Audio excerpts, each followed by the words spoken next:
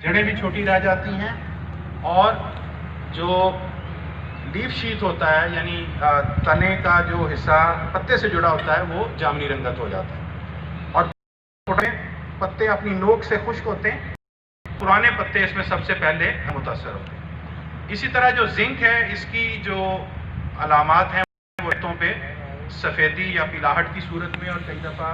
भूरे धब्बों की सूरत में ज़ाहिर होती है और बोरान की सूरत में गंदम और पत्ते टेढ़े मेढ़े बनते हैं क्योंकि खलियात की तकसीम सही नहीं होती और खुराक तकसील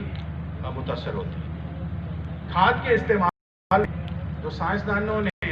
4R टेक्निक मुतारफ़ कराई है। 4R यानी 4 सही चीज़ें, 4 राइट्स,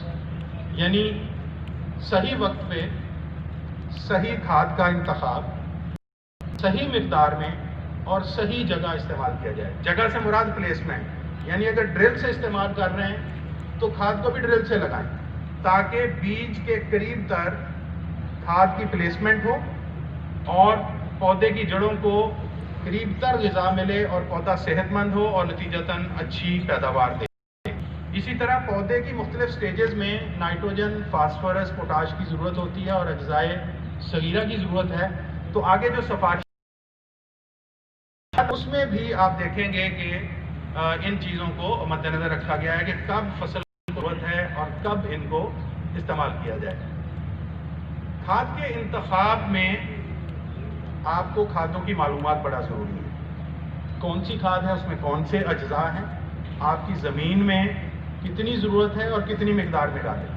क्योंकि ये वो वक्त नहीं रहा कि जिसमें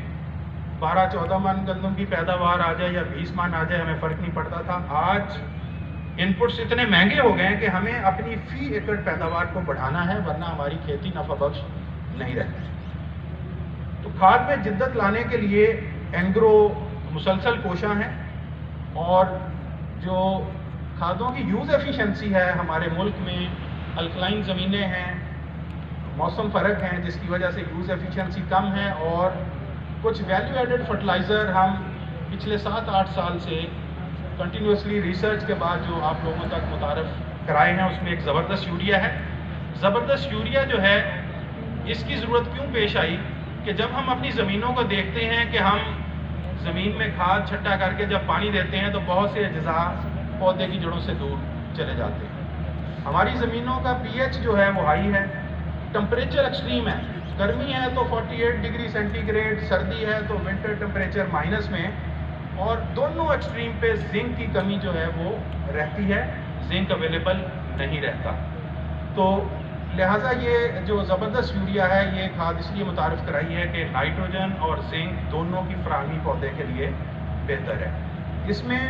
कारआमद बैक्टीरिया का इस्तेमाल किया गया है जिसको जिंक के साथ मिला के बायो एक्टिव जिंक तैयार किया जाता है और उसकी फिर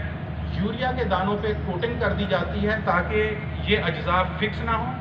फसल को मतवातर देर तक मिलते रहें और फराहमी बेहतर होने से एक तो पैदावार बढ़ती है और दूसरे जो फसल की ग़िज़ाइयत है उसमें बेहतरी मिलती है। तो आप देखें कि जड़ों की बढ़ोतरी पे और सिट्टे पे इसके असरात हैं।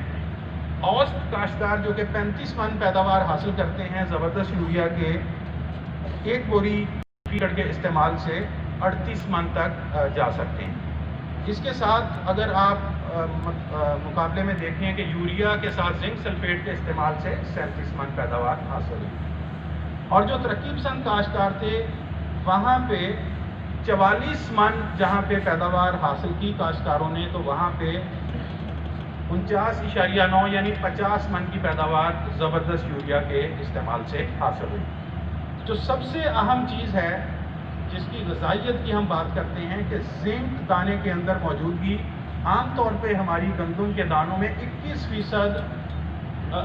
मिलीग्राम पर किलोग्राम जिंक होता है